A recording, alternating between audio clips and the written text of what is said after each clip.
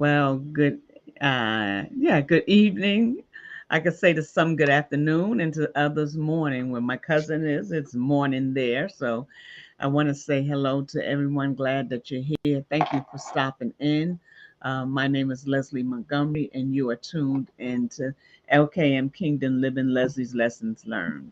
And here today, grateful to be here with my cousin, Dr. Donald Thomas, and my nephew, Rick Childs. And thank you guys for being here today with me.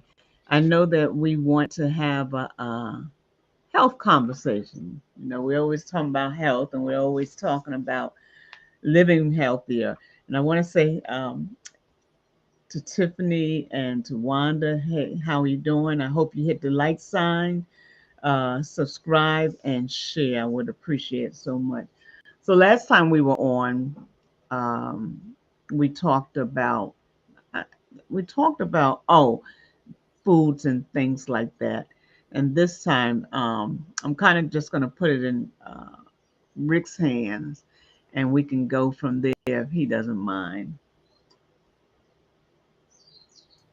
Oh, well, most definitely, Aniel. I appreciate the opportunity to talk to Dr. Thomas. It was a very interesting interview when he was on last time, and I really enjoyed it because I could resonate with a lot of things that he was saying, but also wanted to pick his brain because even where I'm at stage of life for me, I'm still in learning mode. I always want to find out different things and see what people are doing, that are everyday people. I mean, we may see things on TV or social media, and we really don't know the background to what people are doing. A lot of things people put out there, it could be years worth of buildup, but they're making it seem like it could happen overnight. And I Yeah. just know with, Dr. Thomas, just listening to him, I could resonate with so many things because I've done the work and continue to do the work, but it only comes from me wanting to continually learn. How do I get better, and then what do I do to change my mindset even more so. So I just wanted to talk to you, have an opportunity to talk to you. So uh, for the audience, I don't know if you want to give a little bio of yourself, and Dr. Before you do that, Mhm. how about you giving a little bio of yourself and what you do? Okay, all right. It's a So family affair. We all share. okay. Well, I appreciate that. So my name is Rick Childs. I'm a health renewal coach, a speaker, and the Air Fryer King. So in 2016, I was 311 pounds with a host of health issues, and all of it was weight related. So the light bulb went off in 2016 after I had a physical with my doctor, and he, broke it down to me because I've had doctors before, and because of circumstances, the doctors that I had basically would see me, rush me out, say come back for another appointment. And I went back for another physical. My doctor had passed, so I had to find another doctor. Mm.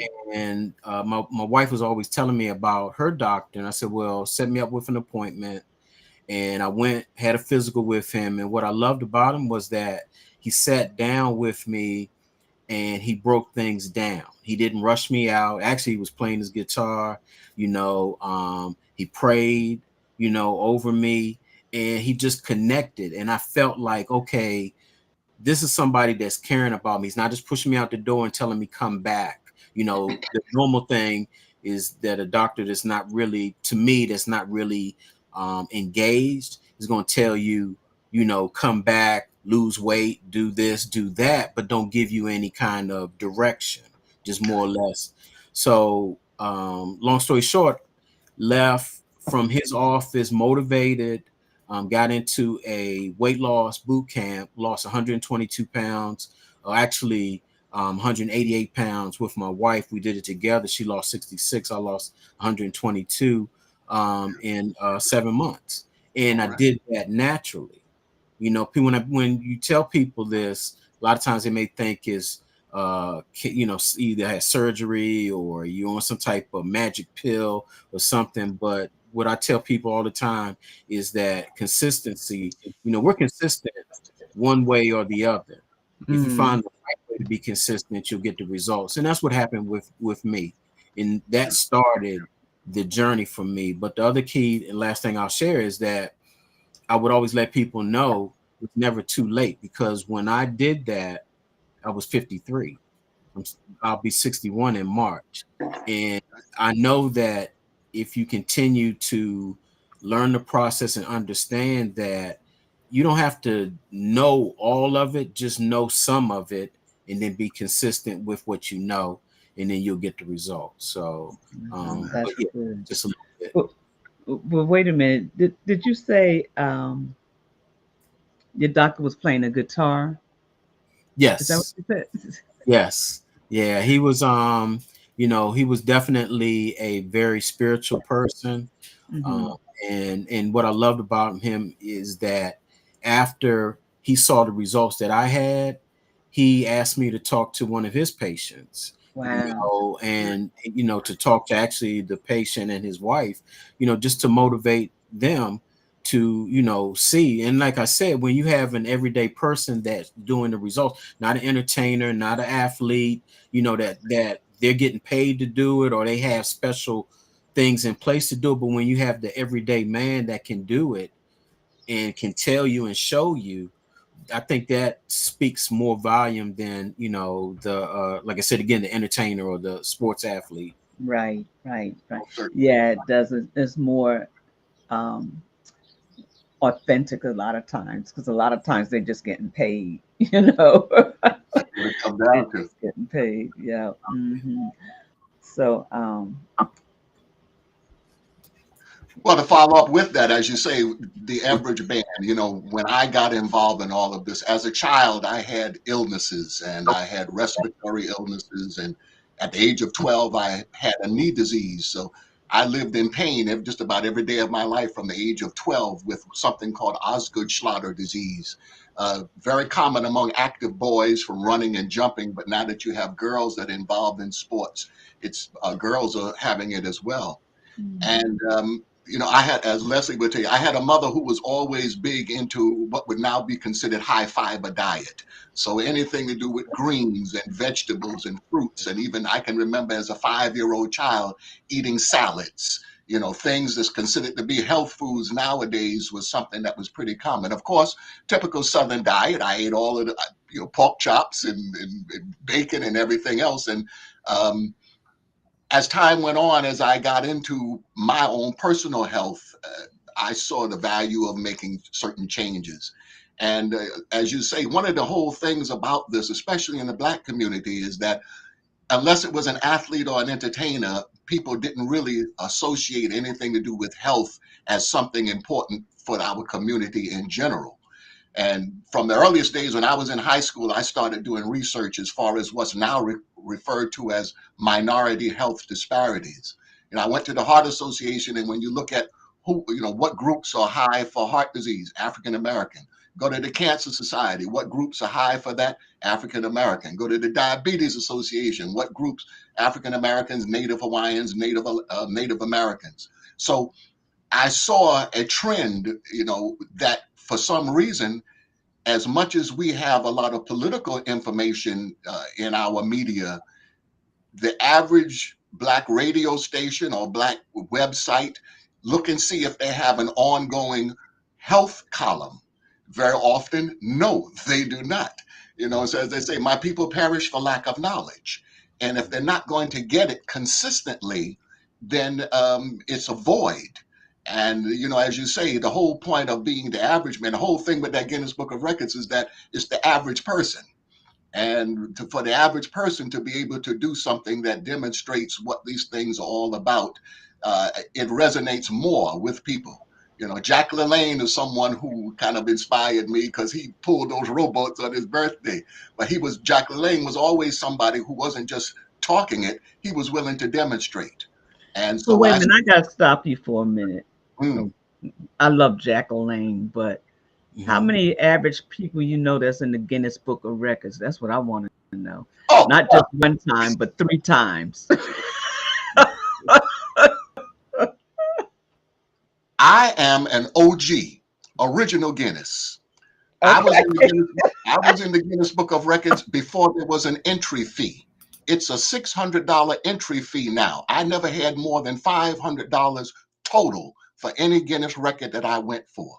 So I accept my personal gifts and my personal talents. But when it comes to how I got in there, less money that I didn't have enough money for the entry fee if I went for those records today.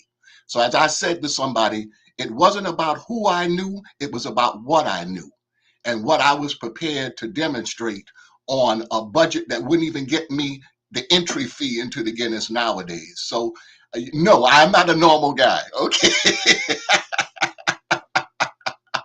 But part of my program is that people need to discover themselves. Know yourself. The more you know yourself, the more you can make steps for your life that are in harmony with what you are truly all about. As I said to someone the other day, my ability to talk for long enough on the subject of health and nutrition, I'm fulfilling my destiny. This is my personal destiny in life. And it's easy to say it, it's another thing to do it. So people should not be afraid of doing something because they don't have the money. If it's in you, I was watching a show many years ago with Arsenio Hall, and Al Green was on the show, and they were talking about Michael Jackson and Prince. And Al Green made the statement, sometimes talent can produce its own opportunities. So the individual, regardless of how much money you have or don't have in your pocket, if it's your talent and ability, you take that talent as far as you can take it. Oh yeah, I like that. And so I did my research on you, and Oh, one of the okay. things that I saw that you said that resonated with me and I really love was, and I'm gonna read this. I'm not promoting anything that the average person can't do. I mean, I love that because when I talk to people, a lot of times, well, we have to understand that everybody has a different motivation. Everyone learns differently, and some people, can take something, see it, and run with it, and learn. Once they learn it, some people just, well, I'd rather you just grab my hand and show me. You know what I mean? So being a coach, I love doing that because I believe in keeping things basic, simple, and plain. And health, good nutrition, all of those things are basic and simple, plain things. But because of the society that we're in, we're talking about $1 billion business of fitness and nutrition and all of that, and everybody's trying to get their own lane. So the same thing that God created, somebody else is trying to rename it and make it their own. How about that?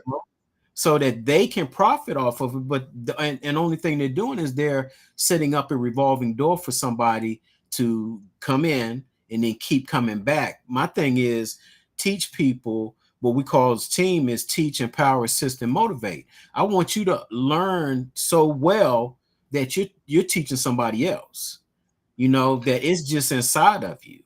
So that's what I love about what you do is because you're an author, you wrote 3 books, and you took the knowledge and the understanding, and instead of saying I'm gonna keep it to myself and be selfish, I want others to have it. I want others to learn from it. So I'm gonna ask you a question because I know you're a vegetarian, plant-based. So I'm not there yet, but a majority of my food is, and I eat based off my blood type. So I believe in whole foods, but also supplementation, and I do a lot of vitamins and minerals as my source of nutrition throughout the day. So what is some of your favorite meals or some of your favorite nutritional products that you utilize now, at this point in time? Good question. Well, the foundation, my particular diet is called PDN vegetarianism. PDN stands for Philosophy of Divine Nutrition. The very foundation of that diet is something called flower pollen. Some people refer to it as bee pollen. Flower pollen collected by bees is bee pollen. Flower pollen collected straight from the plants is flower pollen. When Dick Gregory was involved with the Dick Gregory diet, the company that he was working with was called Cernitin America, and they were from an American version of a Swedish company that specialized in flower pollen. Briefly, the very foundation of all plants is the pollen. And so from a nutritional standpoint, flower pollen is just part of what would give you an overall full spectrum of nutrients. It's not something that you would try to live on. It is a food in and of itself, but it fills in any and all gaps from foods that were grown on land that didn't have all of the nutrients and things of that nature. Right now, I'm drinking a tea. I'm drinking ginger tea. Well, the red part is beetroot. Beetroot is something that not only for athletes, but for anyone with hypertension, they find that the beetroot will be very good to open up your arteries and lower your blood pressure. Ginger is something that you can use for pain. It won't happen overnight, but it is something that is also good for inflammation. So much of the diet, and just pure water. I'm not selling water filters, but the filtered water, even if you ate all organic food, because of the various chemicals and microplastics and everything else that's in the water, even if that organic food was grown with that type of water, there's still a certain amount of microplastics and things even on that organic food. So drinking water every day, drinking pure water, starting off your day with at least a glass or two of water to kind of flush your system. Those are some of the habits that I tried to develop over a period of time. And then, I go back to my mother. In the South, it was common to have a pot of greens on the stove at least 3 or 4 times a week, if not every day. Now the doctors are telling you, oh, the greens are some of the best things that you could eat. Now they're telling you that beans are some of the best things that you could eat. Well, the lima beans, black-eyed peas, those are things that the people in the South always ate. So a lot of this is not so-called health food. It's getting back to a lot of the foods that we eat. Poor people couldn't eat a lot of meat. You can go to Kentucky Fried Chicken and get 12 chicken legs. That's 6 chickens. Who in the South on a farm could kill 6 chickens in a night?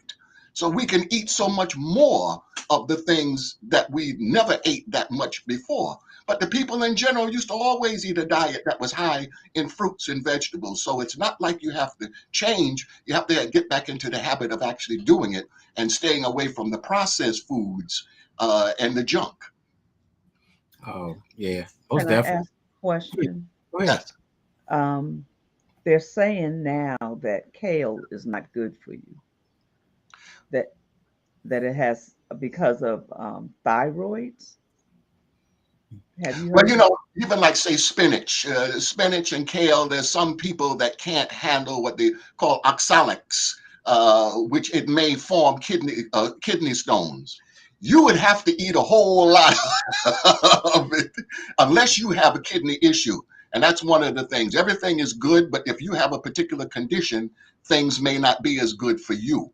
But kale, collard greens, any sort of greens, you don't cook it to death, but as long as you cook it to make it soft, and Right. you're eating it you're eating it in a normal, it goes back to what's a normal diet. If somebody says kale is good and you're trying to live off of 2 pounds of kale a day, you're going to get in trouble.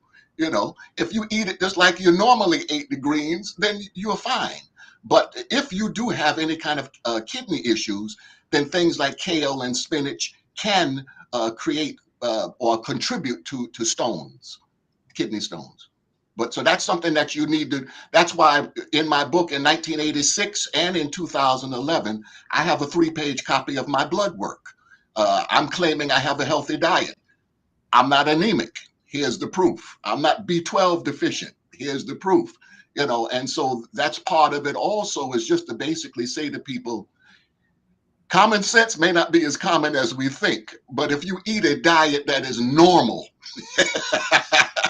you won't get into any trouble. Oh, yeah. And I agree. It's when you go above and beyond.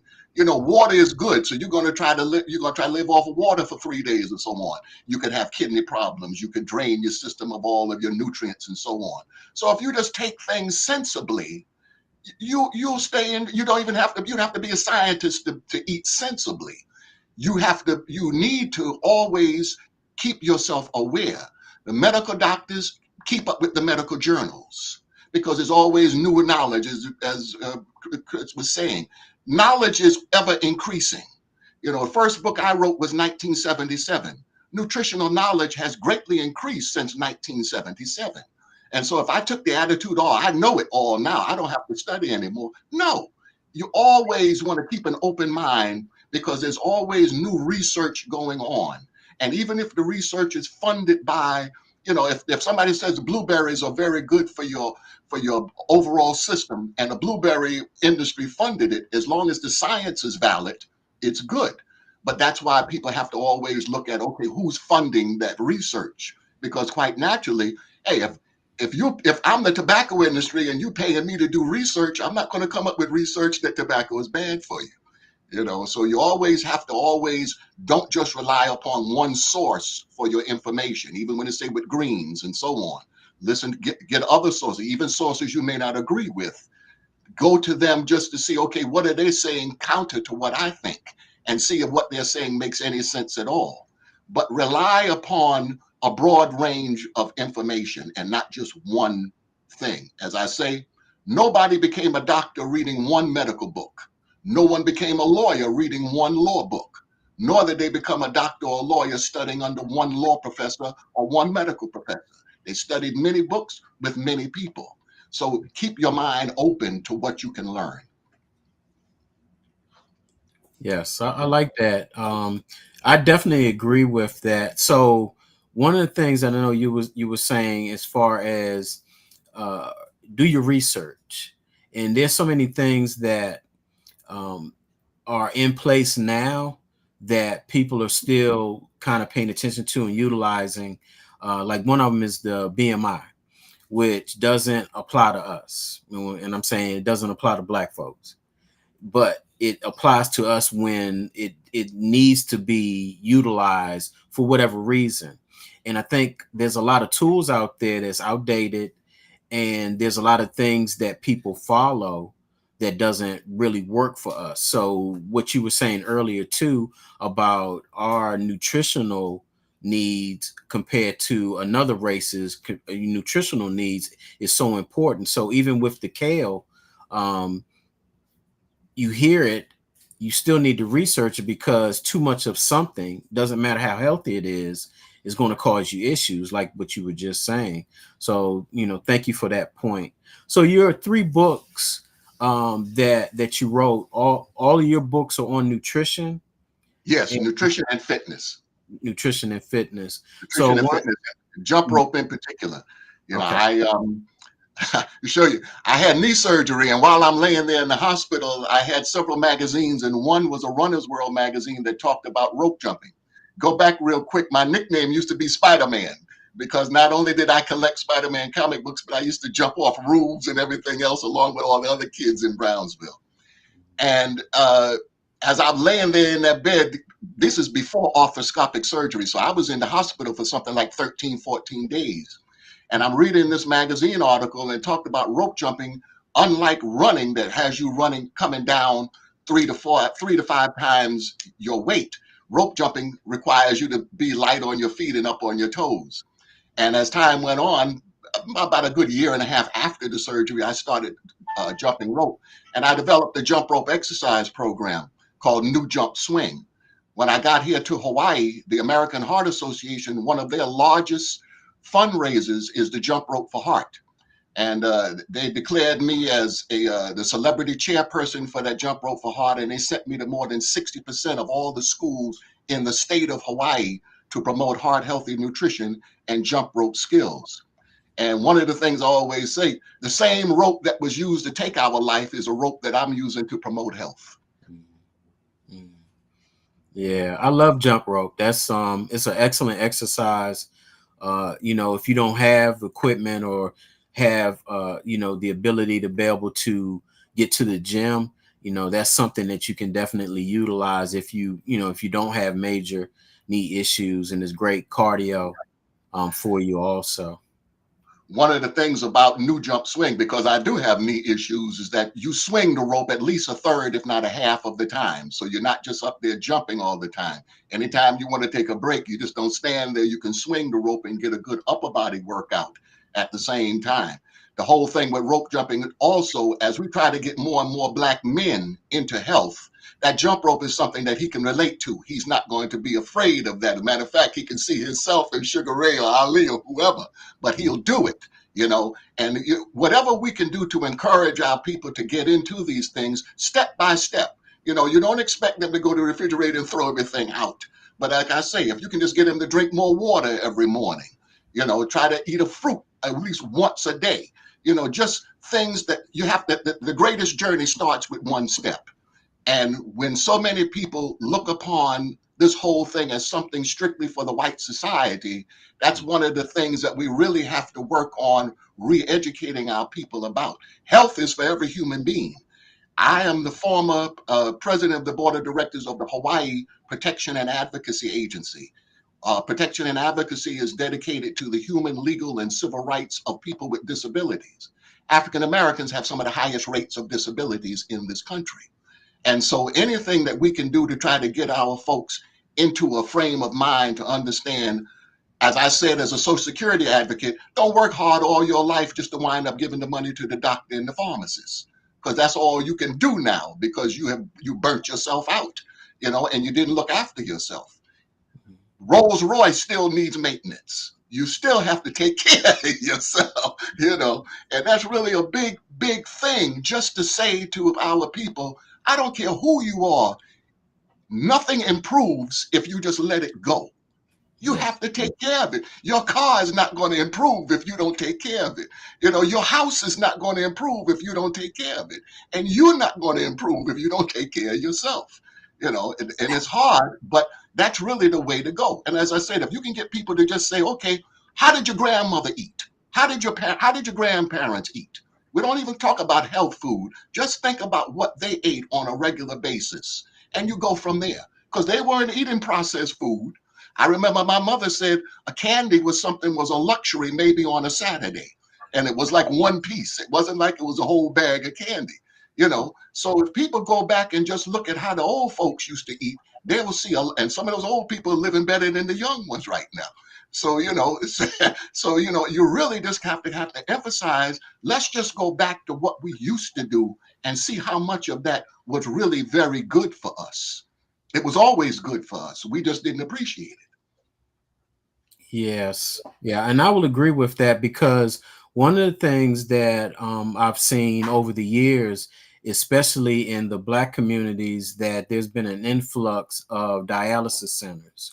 And that's not, you know, that's strategic. Let me just say that, because I do a room on Clubhouse and we talk about a lot of these different issues. And one of the things is that, you know, the food industry, the medical industry, the pharmaceutical industry, all of them are tied together. You know, they're tied together, and they see the effects that it's having on people. And when you talk about processed foods, one of the greatest, I wouldn't say one of the greatest disservices, is that processed foods like fast foods are being poisoned with a lot of chemicals. Now, it may not be intentional poison, but it's a profit poison that's being put Correct. in these foods, because we're getting too much sugar or we're getting too much man-made chemicals in our bodies. You know, if it doesn't understand or recognize what it is, then it has to do something with it. And over a period of time, exactly, and it's going to break us down. It's going to cause inflammation. And that was one of the things for me as the journey started. I wanted to get off the pharmaceutical drugs and be as healthy as I could be. So I started a holistic lifestyle. And one of the key things that you said, that you put your lab work, you put your medical records in your book. And I'm a firm believer, if you want to know about yourself, it has to start from the inside out. Blood work, lab work does not lie. You know, Right. it does not lie. So, as you know, for myself, as someone that's in an advanced age, it's so important, because we start to decline based on not moving, not eating right, and not getting enough rest or water in our system. And the key is that once we get older, we have to make changes. We can't do the same things we were doing when we were teenagers, or even in our 30s. We start to That's decline right. and start to lose things like collagen and some other, natural stuff that our bodies can build. So for you, I know that anti-aging is I would say a mission. And just looking at you, and I'm not even gonna ask you how old you are, but what is that saying? 1953. Black doesn't crack. I can honestly say that. So would you say how old you were? 1953. 1953. Okay. All right. I had to get my calculator on. Well, I can figure that one out. So I'm 63. So yeah, I know now. So, but that just shows you that, looking at you, that you are, putting in to work what you're preaching. You know what I mean? You're living what you're talking about. And to follow up with you on that, if I guess again, if you go to the Heart Association, Cancer Society, Diabetes Association, they're all telling people stay away from red meat, processed foods. Now go on television and see how many ads for the latest Subway sandwich. We have the meats. Everything pushing meat is a black person, either a black athlete or a black entertainer that's pushing it. They do have a few black people that's telling you to get your diabetes checked out, all right, because he has diabetes, the brother that's doing that. But the point is that the general society is being told to stay away from these things, and that's what they have us advertising. Again, every Subway sandwich that come out with the latest meat is a black athlete.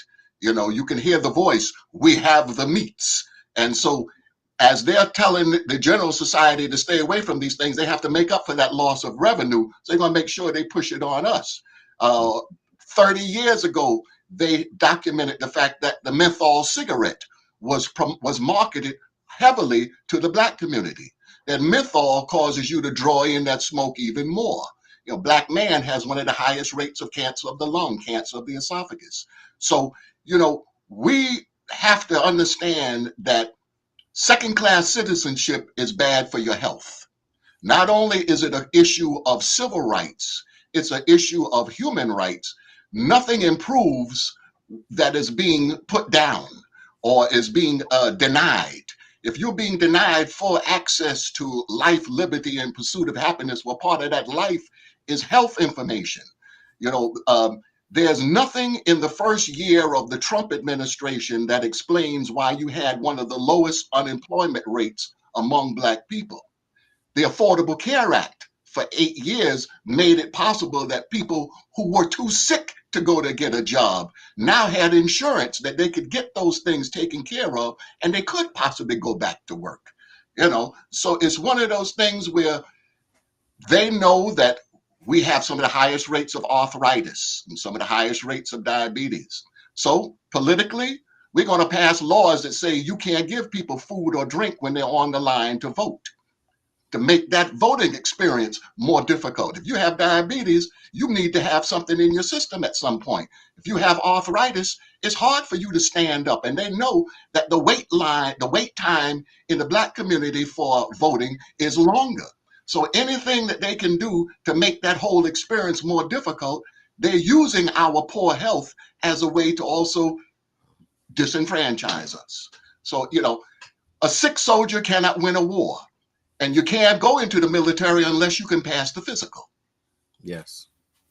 Okay, so our spirit is very willing, but our flesh is weak. And as much as we want to go up on these things and fight these things, they know the longer they draw it out, the more they're going to weed us out, because our health won't do it. It's not that we don't want to do it up here. You have arthritis, pain is pain. Discomfort is discomfort. I had a lawsuit one time, and I'm telling you, I sat in a room that was as cold as any refrigerator, because they want you to hurry up and settle that case. Okay, so anything they can do to throw a wrench in getting you to get out of there, they're going to do it.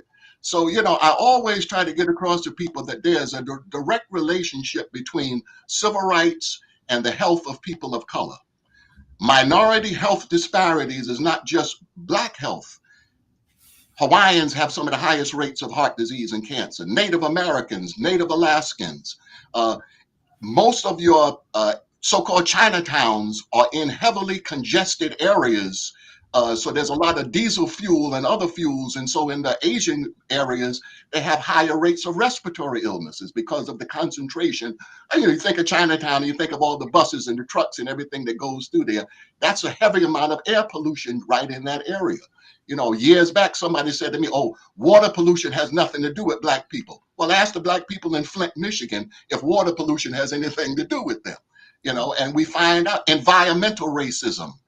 Where there's poor people, there's going to be more toxins either in the water or in the air, or they're not able to get to foods the way other people can get to it.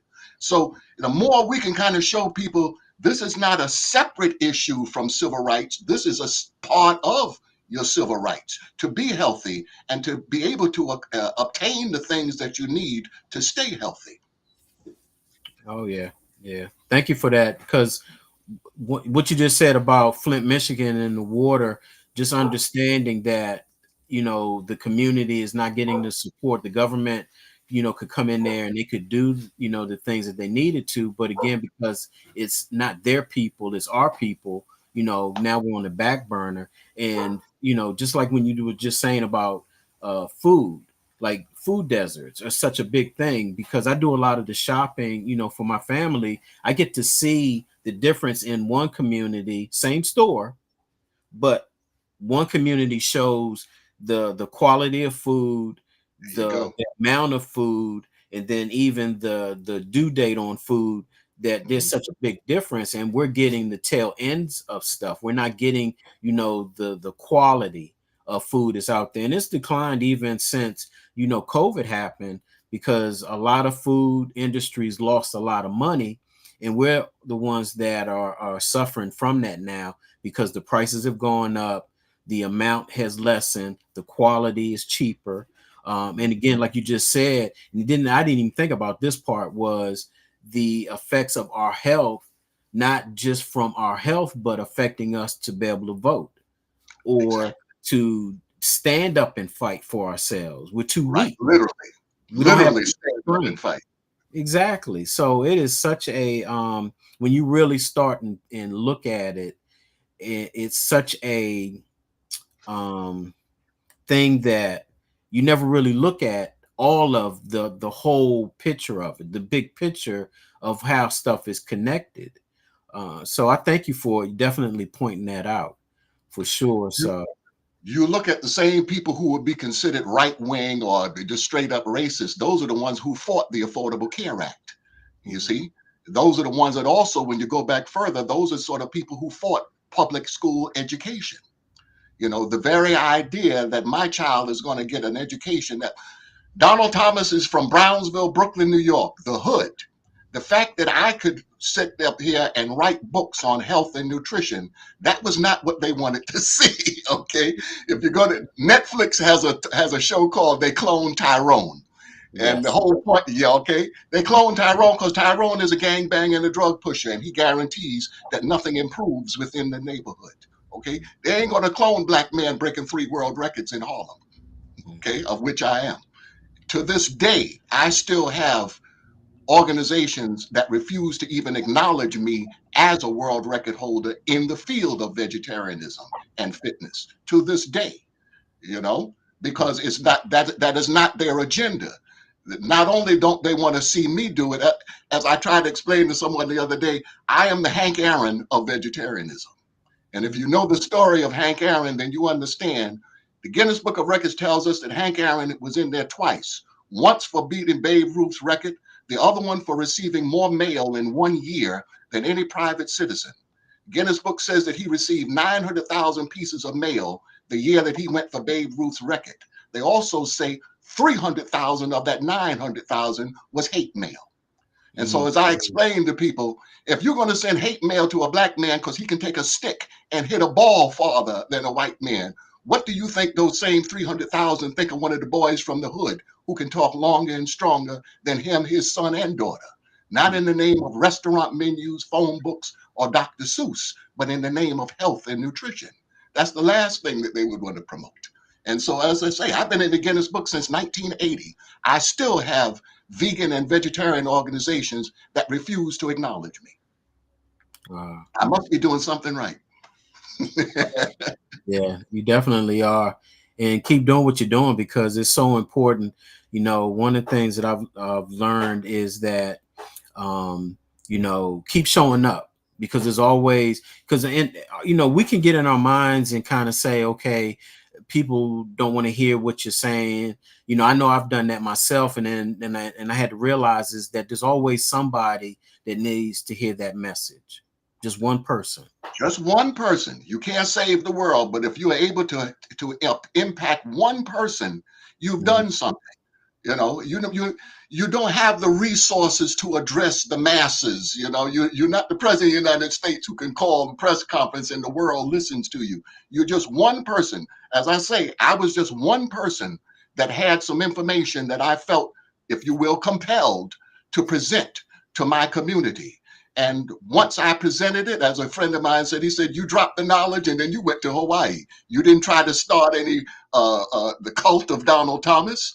You just presented the information, and whoever was interested, you were more than there for them. But you didn't try to push anything on people. You just tried to present things to people and give them the respect of listening to it, making up their own mind. And unfortunately, what I knew was such that, okay, you may not change today, but I know what you're doing. Eventually, you're going to have to, because it's going to catch up with you. And I don't take delight, I take no delight in the suffering of people. But if you know that what someone is doing is leading them down a road to heart problems or diabetes, et cetera, all you can do is be there when they're ready to ask you about these things. You be available to them when they're ready. You can't make them ready. I always give the example. My closest friend in the world, his name is Ronald. I met him when he was 4 and I was 6. Ronald knew me from the time I became a vegetarian. Ronald started off every day of his life with a Newport cigarette. Hospitalized twice for respiratory problems, still didn't stop smoking. Had diverticulosis and had to be on the colostomy bag for 3 months. Still didn't change his diet. My friend till the day he died, and he did die about two years ago. But the point to that is, even when the person is right in front of you, until the individual is ready to make the change is not going to happen for them. A lady made a very good statement. It wasn't in church. Salvation is for everyone. Not everyone is willing to live a life of salvation. That says it. That says it all. That says it all. Whether you have the information in front of you, whether you have the world record holder in front of you, until you are prepared to make the change, it's not going to happen. Yes. Took me many years to emotionally accept that, because, as I say, I'm an only child. This was the closest friend in my life.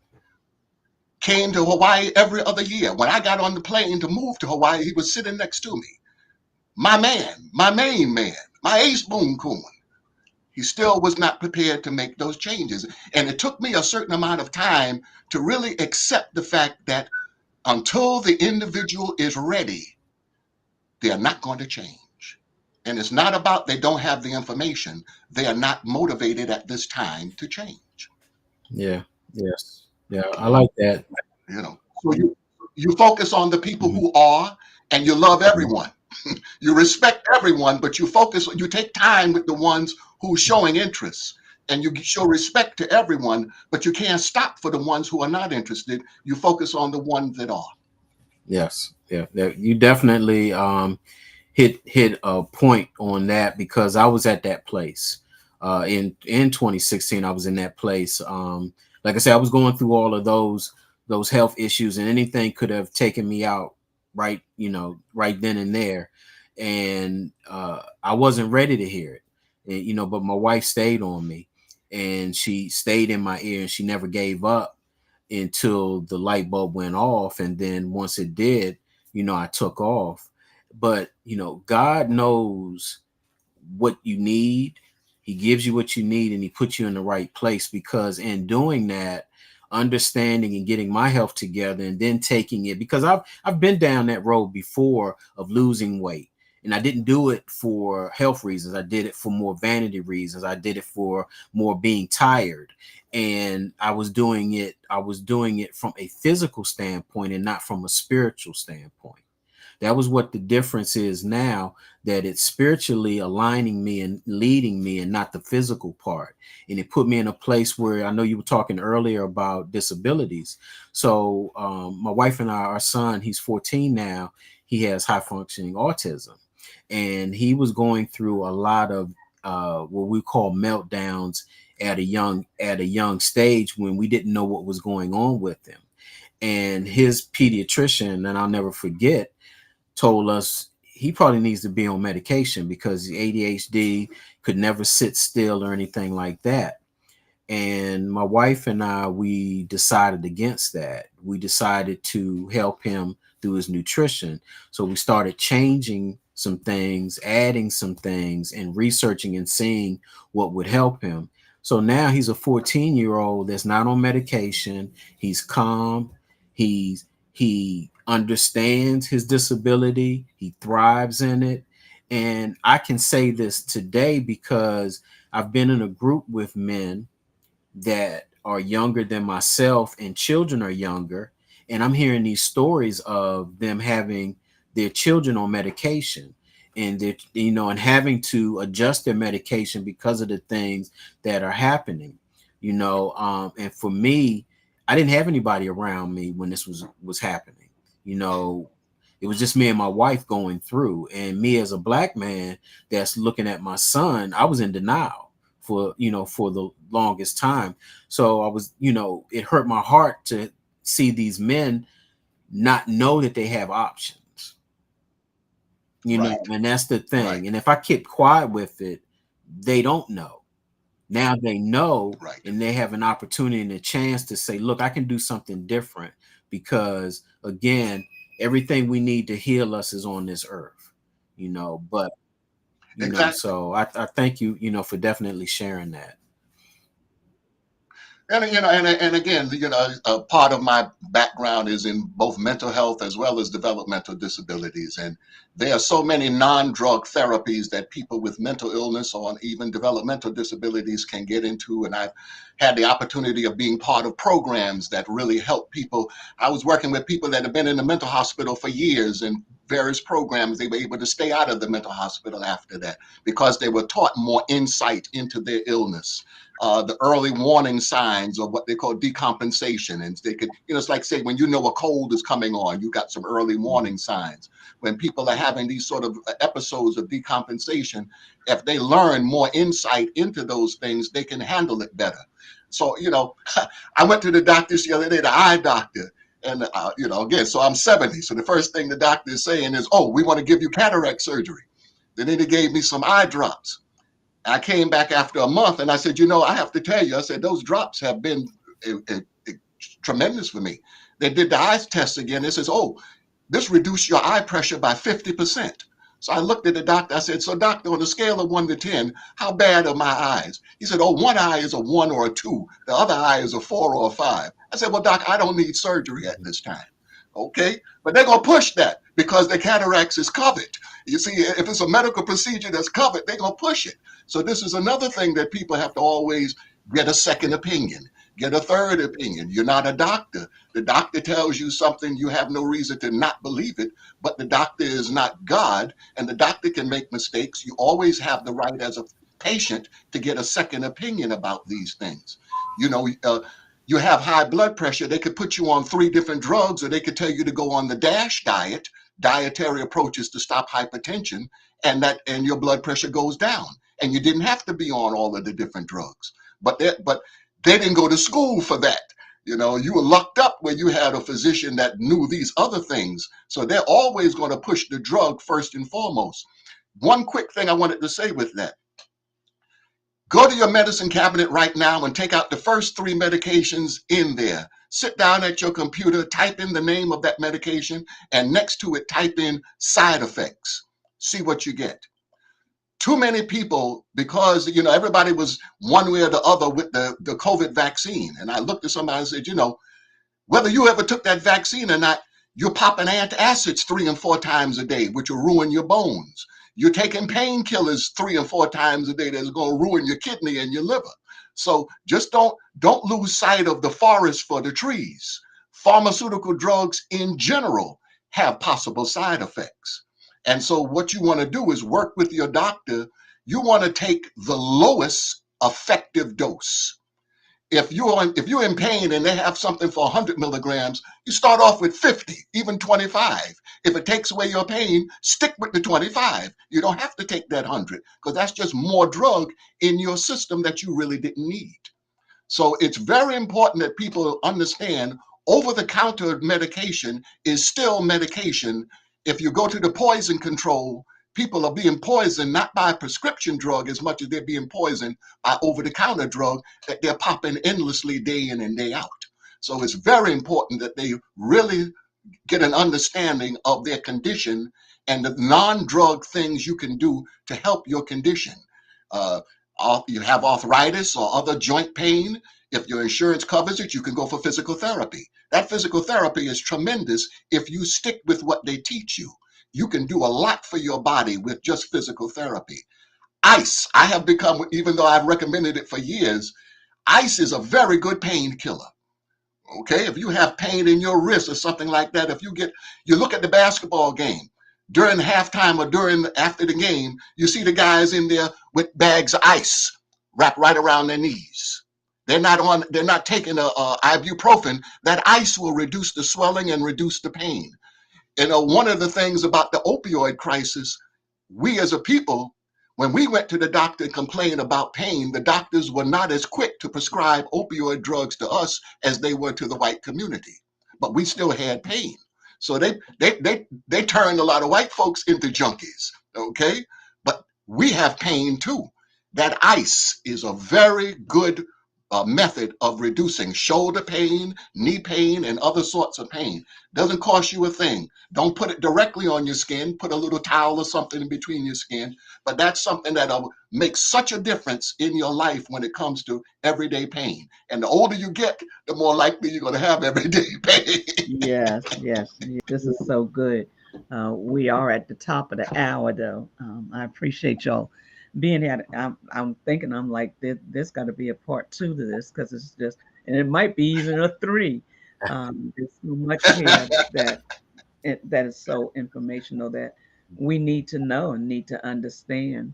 And I don't know. Um, I guess we could talk and see when y'all want to meet up again, and we can continue the conversation, because Yes. uh, we don't want to waste knowledge. And Well, this is great. The simple fact that it's all family. If we can just get this thing out to our family, that's Yeah. a start. This is wonderful. No other word to be used but wonderful. And so, I'm retired now, semi-retired. I'm available anytime you call me. Definitely, I'm available too. So, and I appreciate everything, because it's just like we're just sitting here, at the coffee table having a discussion. We're just and it's so valuable and so natural. And I know people are getting a benefit from it. It's bringing great points and things for folks to research and check, on even after this conversation. So I'm in total agreement. It needs to be a part 2, part 3, because there's so much more that needs to be said. So thank you, Dr. Thomas. Thank you, Ania. Thank you. Thank you. It's a pleasure meeting you. You also. And And I I'm know Rick because you're in still has. Hawaii. I'm yelling. Yeah, I'm in Hawaii. I'm in Hawaii. So, Rick, I know you have plenty more questions. I know that wasn't the only questions you have. And Rick is the air fry king. He teaches you how to fix your food healthy. Teaching him, he has a program he was on last year. I forgot, when we cook some sweet potatoes.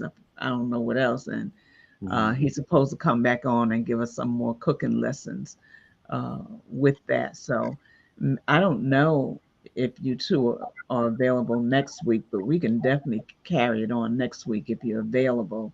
um, to help us benefit from living life longer. And that's my desires, that when we have these programs, that it's with a purpose.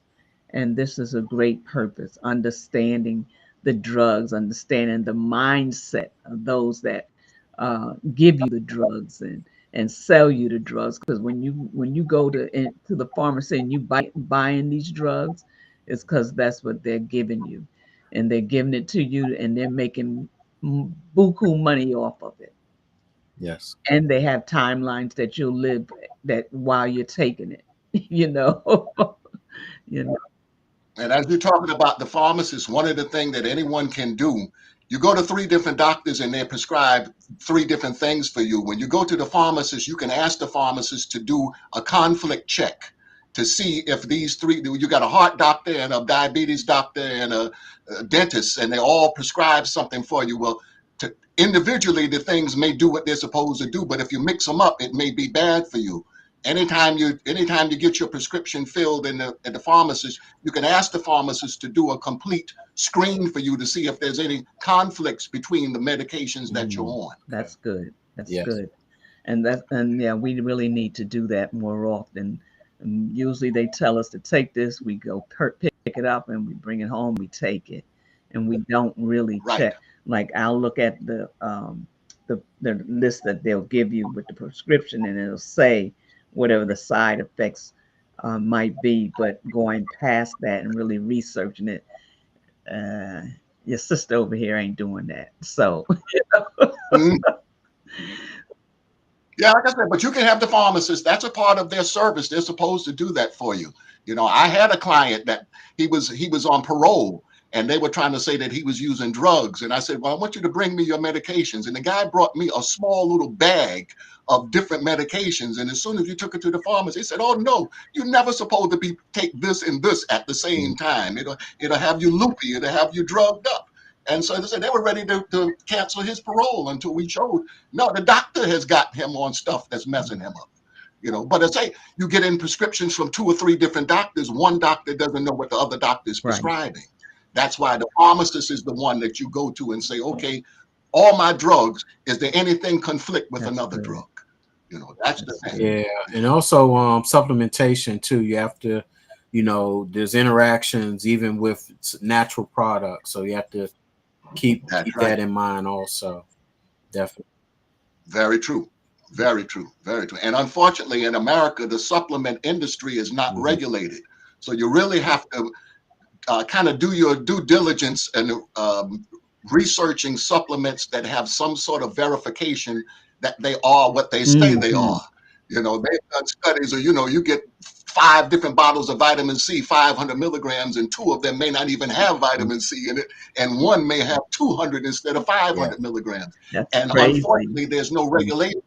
Yeah, yeah. So the more that you can work with people and just do your research. Has this drug been FDA approved, or has it been third party approved? It is what they say it is.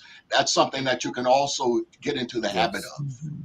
Yeah. Yeah. Okay. Well, thank you, gentlemen. I appreciate this, and yeah, you guys are a wealth of information, and the world needs to hear y'all. So, Thank you for yeah, having us, and give me a I sure call. will. And to those of you that are listening, if you did not have a chance to hit the like sign, subscribe, or share, please do so before you leave this station.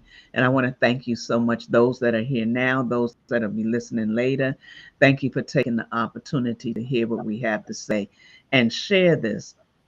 Everybody needs to have this information, because in our culture, in our community, and I'm not separating, but what I'm saying is that we just take the doctor's advice and kind of live off of it that way. Not everybody, but the majority of us. So we need to be more educated on what we need to do and how we need to do it. And we need to use those pharmacists, other than just going to pick up that medicine, Mhm. find out why Yeah, and what. yeah, It's almost like that who, why, yeah, when, and where, yeah. kind of talk it. So until we You can even ask the pharmacist, is there any newer drugs for my same condition? You know, you can be on a drug for years and they've improved the drug now, so you don't have to take that one. They know there's got side effects, so as time goes on, they can do a new drug that may have less side effects. So you can always ask your doctor and your pharmacist, if you've been on the same drug for a long time, has anything new come out that you feel is even better than this? You have the right to question your doctor. You have that right. Don't be intimidated. By all means, you're the patient. Whatever questions you don't know, write them down before you go to the doctor. So in case you forget or in case you feel intimidated, you got a piece of paper. Doc, I want to ask you about this, this, and this. And you have that right. Yeah. Okay. Well, that's good. Something we all need to take in and listen. The replay is here. You can go back and listen to the replay. And, you always hear something you didn't hear the first time when you re-listen to it. So thank you, gentlemen, again for being here. And all those that are listening in, I want to say thank you. We appreciate you being here. We love you. And we want you to live life more abundantly. So until we meet again, have an amazing day. Oh, and Sunday, let me tell you, Sunday we're going to have a panel, and we're going to, it's Tiffany Childs, and it's Alicia, and it's Wanda, and it's um, Katrina, and we'll be on talking about that aha moment that made you change your mind of how you do things. So join in All on right. Sunday at 9 a.m. Leslie Lessons Learned, and we look forward to seeing you. And until we meet again, have an amazing day. Thank you. Aloha. Aloha.